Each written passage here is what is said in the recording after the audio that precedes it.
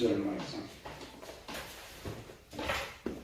13, 14, 15. 함께 읽어보겠습니다.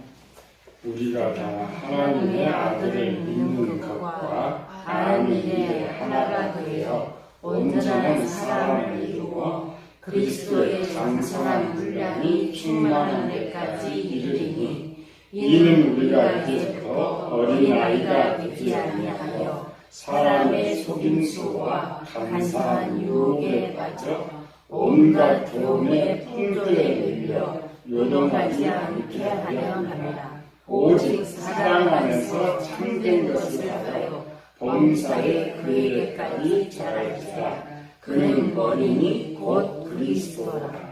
교회가 62년도에 서신이 쓰여지고 있다겠죠.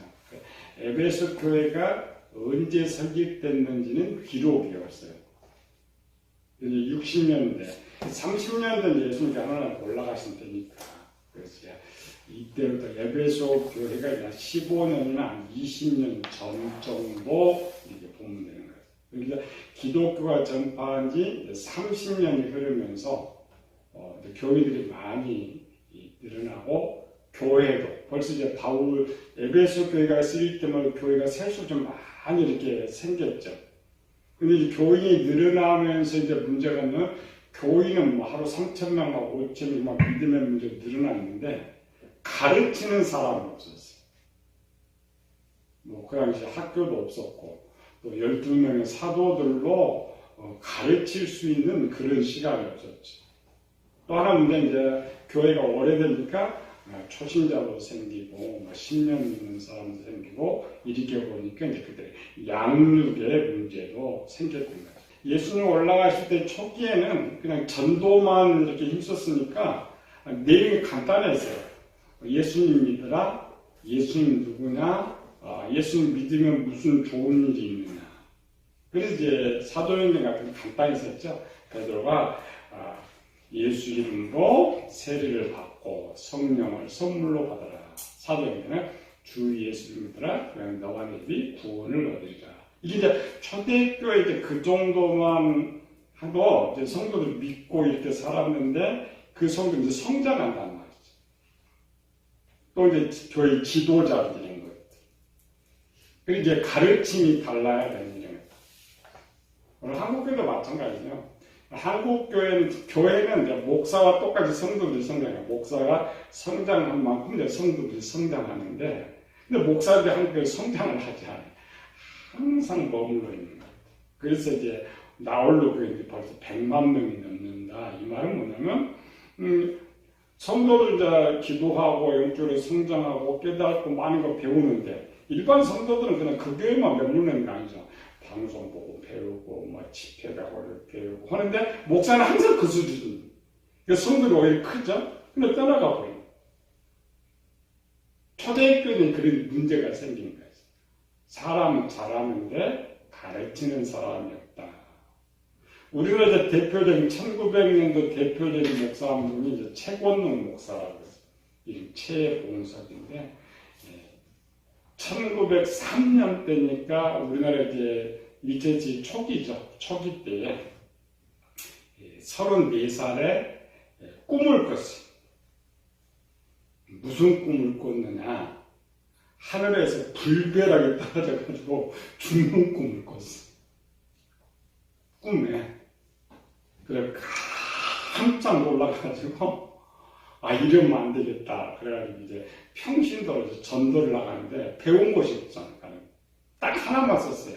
우리가 잘 아는 예수 전당 불신주. 그건 예수 전당 불신주. 그것만 하고도 교회를 28개를 세웠어요. 그다음에 한 4년을 신학교 갔는데, 이 양반이 이제 기도하는 것, 기도하고 전도하는, 공부니까 뭐든 기도하고 전도, 머리는 똑똑한 사람이 많이 썼으니까 기도하고 전도하고, 아니 신학교는 공부를 해야지. 그러니까 기도하고 전도만 하고 이제 시험 볼 때는 하나님 시험 잘 보게 해주면 시험 잘 빠지나. 그래가지고 신학교를 3년을 더 다녔어요. 자기 하도 기도해도 떨어지니까 그 말이야 성령님도 시험 앞에서 어쩔 수가 없는 성령 도와줘야 되는데 성령님도 시험을 못 본다는 거예요. 자기가 공부하는. 그렇게 공부를 안 해도 초기 우리나라 정부는 초기잖아요. 초기니까 그냥 다른 그냥 예수 천당 예수님 천국 간다 이걸로 이제 다 통용이 된 거예요. 우리 양도 올해 70년 살긴 살았는데 우리가 잘 이제 주기철 목사하고 같은 이런 시기를 살았던 사람. 초대교회도 마찬가지였어요. 초대교회도 일반 성도들이 배운 것은 예수님 믿고 구원받자. 예수님 이제 이 정도 수준인데 교인들이 자꾸 들어가는데 지도자가 없어진 거예요. 그럼 근데 교회는 있는데 누군가 이제 가르치는 사람들이 들어와야 되는 거예요. 근데 초대교회 성당의 가장 큰 문제가 두 개라 했죠. 이 거짓 교사들이 많이 있습니다. 거짓 교사. 특별히 이제 유대인 거짓 교사들이 많이 있습니다. 원래 유대인들은 어려서부터 부모가 가르친다고 했죠. 그러니까 일반 부모들이 선생들이에요. 유대인들 부모들이. 근데 이런 사람들이 이제 종교적 열심히 가지면은 해당을 가르치고 이런 거예요. 그래서 이제 아시아 쪽 해당이 많다고 했죠. 그런 이제 율법만 알고 있던 이들이 그냥 아까처럼 예수 믿고 구원받자 이런 것만 알고 있던 사람들이 이제 예수님 믿으면서 이 사람들이 교사가 돼 있단 말이죠. 근데 예수님 당시에 그들이 속임이잖아요. 하나님을 모르는 사람들이 가르치다 보니까 자기 생각으로 인위적인 해석을 하는 거예요. 그래서 이제 초대교회에 가장 많이 붙었던 거. 할례를 해야 되느냐, 율법을 지켜야 되느냐. 또 이제 초대교회의 이제 문제점이 하나가 뭐냐면, 우리나라 이제 기독교 천주교가 들어오고 기독교가 들어왔는데, 다른 점이 있어요. 천주교는 제사를 허용합니다. 기독교는 허용하지 않죠. 우리나라 반면에 선교 나가죠. 우리나라 선교 나가서는 허용합니다. 이상하죠. 이건 뭐냐면은 정체 어떤 다른 나라에 가가지고 제사는 전부 우상숭배니까 안 된다. 그랬더니 복음이 안 되더라고요. 그리고 이제 카톨릭 같은 경우는 친화력, 너네 종교적 풍습을 그대로 인정하고 그 다음에 이제 복음을 전했는데 그럼 복음을 들어가면 잘못된 걸 끊어줘야 되는데 끊어주지 못했단 말이에요. 한국교회는 외국에 나가가지고 저 우상숭배니까 다 안 된다는 전도가 전혀 안 되더라는 거예요. 그래서 우리나라도 선교 정책을 바꿨어요. 그 나라 문화는 그들이 인정하고 그러나 그들이 성장하면 바꿔주라. 그래서 다릅니다. 우리나라에서 하는 것과 외국에서 하는 것이 달라요. 제가 선교사관 출신이거든요. 다른 전법들. 그러니까 초대교회가 어느 것들은 허용을 했고 공의에서 허용했고 어떤 것들은 허용하지 않았는데 그 허용한 것이 문제가 생긴 거예요. 그리고 고린도 교회 같은 경우 자기 서무를 지한 사건들 그 쫓아내지 못하는 거죠. 그러니까 원래 그건 전통 문화였거든요. 그래서 문화니까 끊을 수가 없는 이런 것들. 근데 이런 잘못된 지식을 갖고 있는 사람들이 이제 지도자가 되다 보니까 완전히 잘못된 것을 가르치고 있었던 거예요. 우리나라 지금 뭐가 없어졌어요? 간통법이 없어졌죠. 법으로. 그때는 그게 원래 법으로 허락이 돼 있던 거예요. 그러니까 교회에서 교회 끊으면 이제 전도가 안 돼. 또 그 당시 믿는 게 세력권들이 들어왔는데 세력하는 사람들 첩들이 많이 있었잖아요. 이런 거 있는데 끊어버리면 돼요. 교회가 무너져 버려요. 그러니까 그런 것들을 허용하기 시작했어요. 그런데 이제 아까 성장을 끊어줘야 되는데 그게 이제 교회에서 거짓이 진리로 바뀌어버립니다. 그리고 이제 읽어봅시다. 성경 기록인데 그 당시 상황을 알아야 본문이 무슨 말인지 이해를 하셔야 돼요. 베드로후서 2장 1절. 그러나 백성 가운데 또한 거짓 선지자들이 일어났었나니 이와 같이 너희 중에서도 거짓 선생들이 있으리라. 그들은 멸망하게 할 이단을 강하니 끌어들여 자기들의 사신 주를 부인하고 임박한 멸망을 스스로 취하는 자들이다. 원래 신천지나 통일교 이단이 이미 그때부터 생겨난 거예요. 이때가 이제 60년, 68년도니까 이제 복음이 한 30년 정도 들어오면서 이제 종교가 하나 생기죠. 생겨나가면서 그들 스스로 이단들이 생겨나간다는 거예요. 유다서도 이제 그러니까 가만히 들어온 사람 몇이 있습니다. 그러니까 사도 바울의 전도를 편하게 한 것은 그들도 그냥 들어가면 유명한 자리에 다녀놓고 가르치면 그러니까 이 사람은 또 일반 성도들, 교인들은 분별력이 없죠. 겨우 이제 예수님과 천국까지 이러는데 저는 이제 율법적으로 가르침도 하니까 그들이 가르친 그 분별력이 무조건 옳다고 생각해요. 무조건 맞다. 근데 그들이 가르친 이제 대표적인 내용이 뭐였느냐.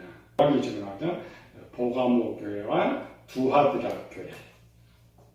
버가모 교회에 등장하는 사람, 우리가 잘 아는 니골라. 니골라는 초대 일곱 집사 중에 한 사람이 니골라예요.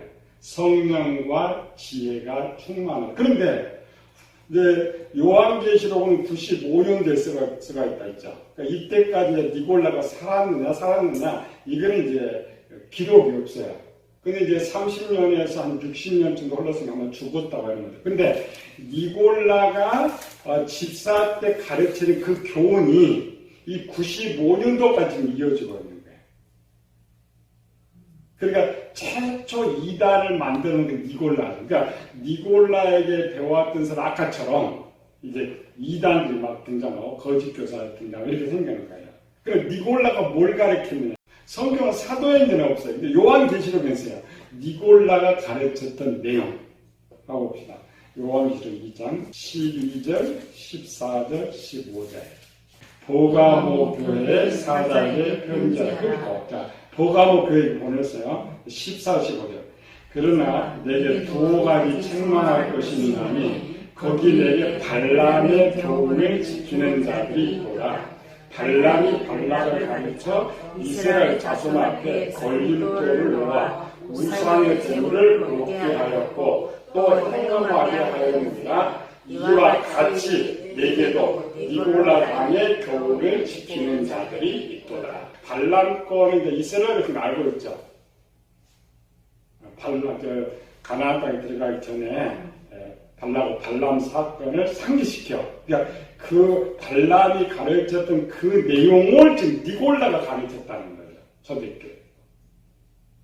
그러니까 실제로 이제 그 니골라가 했던 거는 그 전도하기 초대교회 있잖아요. 사도들이 어느 허용적인 측면에서 했는데 그 허용적인 측면이 진리로 바뀌어버렸어요. 그래서 이제 두 개 있어요. 우상의 제물을 먹어도 괜찮다. 또 음행도 괜찮다. 오늘 간통죄 괜찮은 것처럼 그렇게 돼 있단 말이에요. 근데 정통에서 볼 때는 안 되는데 그 당시 이방인들이 생각할 때는 우리 살던 그 그대로 인정했다는 거예요. 왜? 이거에 대해서 지옥 가는 건 아니니까. 그러니까 그렇게 가르치고 받고 30년 열렸죠. 그 뒤에 이제 두아디라고 하면은 이세벨 이제 선지자가 등장해서 그걸 똑같이 또 가르쳐. 근데 왜 니골라가 이렇게 했을까? 지혜도 충만하고 성령도 충만한 니골라가 왜 이렇게 가르쳤을까? 이렇게 가르친 이유가 있었죠.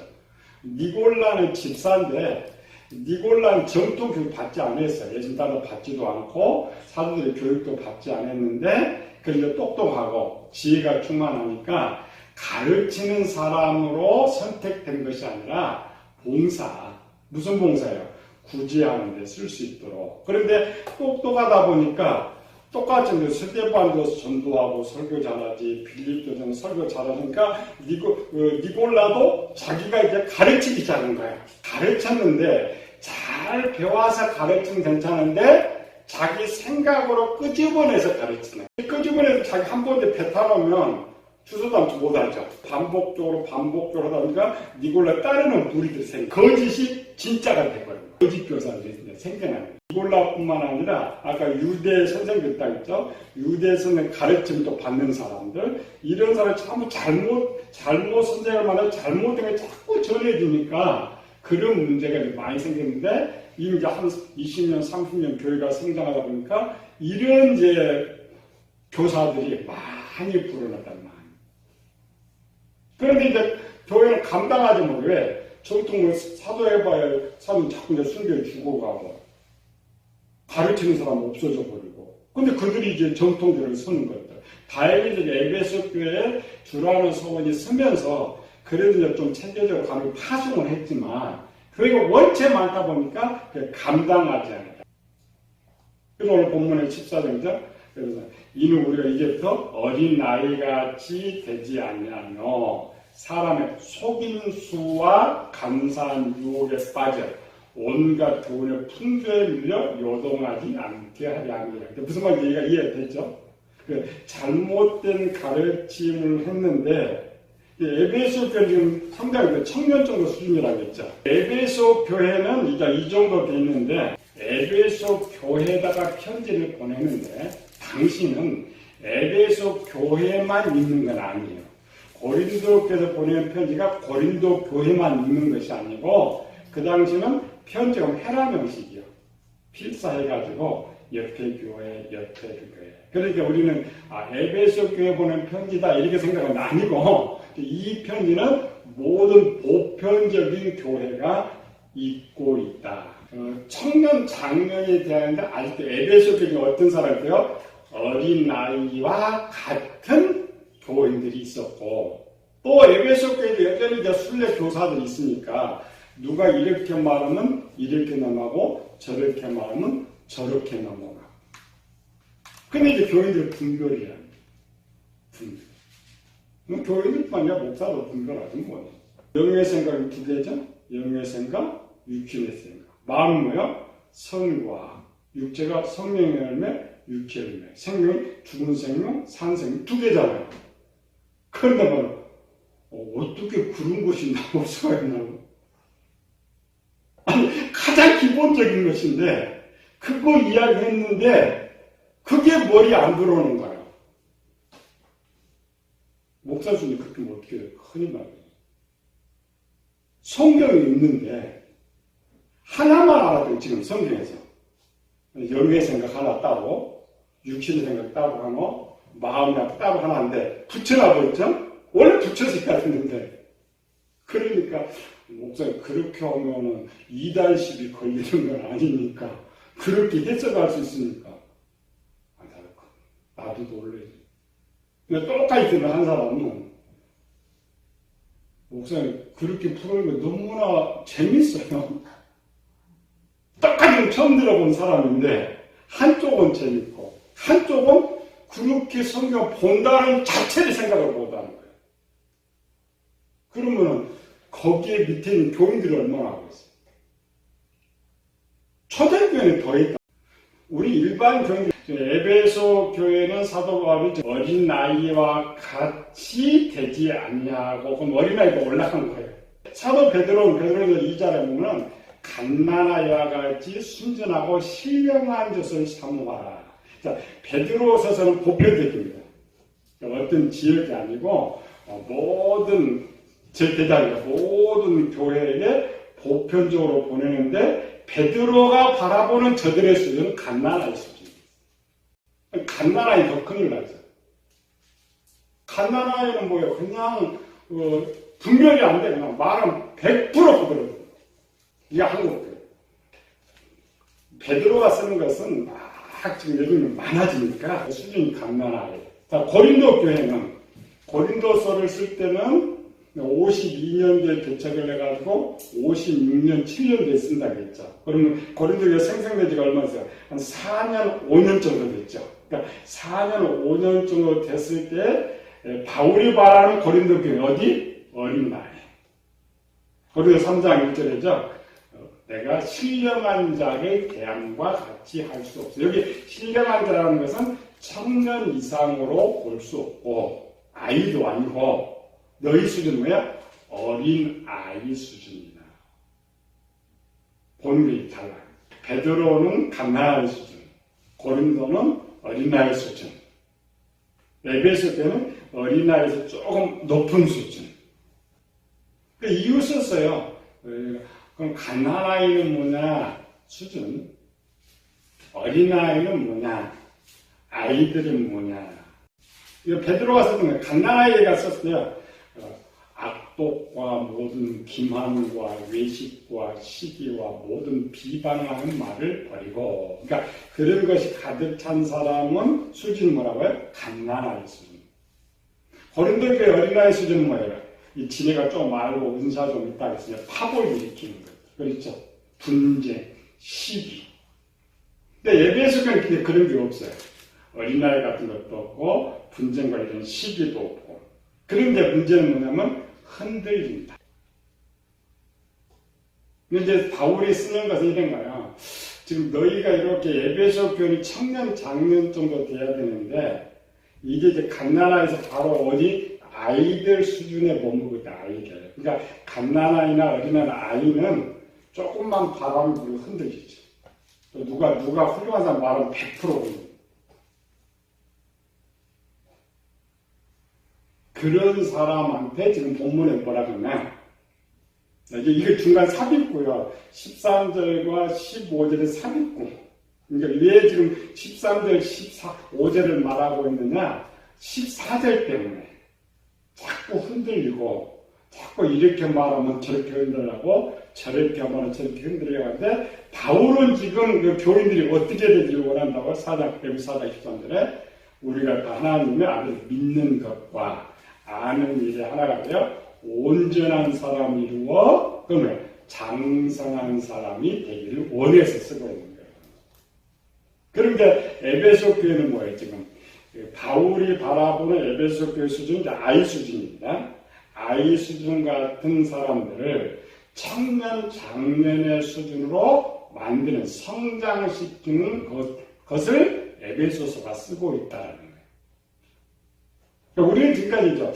어떻게 하면 믿음이 성장할까? 원함이 있는데 방법이 없죠. 아니요, 성경 기록해놨어요. 갓난아이가 어린아이로 성장하는 방법, 어린아이가 아이로 성장하는 방법, 아이가 청년으로 성장하는 방법이 성경에 다 기록되어 있어요. 우리는 문제는 못 본다는 거죠. 한국 교회는 성경도 못 읽는다. 한글은 읽어. 근데 하나님의 뜻, 하나님께 말하고자 하는 뜻을 못 읽는다. 우리는 이제 배우니까 이제 아는 거죠. 그래서 지금 뭘 배우는 거야? 청년, 장년으로 어떻게 성장할 수 있느냐.